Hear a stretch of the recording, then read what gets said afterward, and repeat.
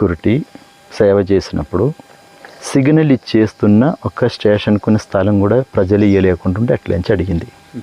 మన కలెక్టర్ నోరు బంద్ అయిపోయింది. కలెక్టర్ నోరు బంద్. ఎందుకంటే దేశాని కోసం వీళ్ళు ఇంత సేవ చేసినప్పుడు అట్లీస్ట్ సిగ్నల్ స్టేషన్ కొన్ని స్థలం ఇవ్వాలి కదా. ఓకే, దీనికి ఏం చేయాలి అయినా ఆలోచన అయినా చెప్తాను. నేను చెప్పేసి చూడు సార్, అమెరికాలే ఈ ప్రాజెక్ట్ కొన్ని వేల కోట్ల రూపాయలు ఖర్చు చేసి వాళ్ళు పెట్టారు.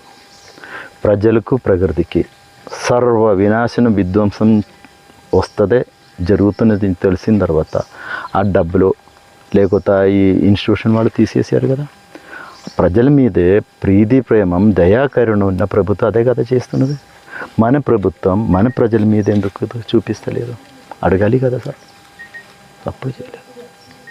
మొన్న కూడా డిఫెన్స్ వాళ్ళు వచ్చారు నా దగ్గర, వికారాబాద్లో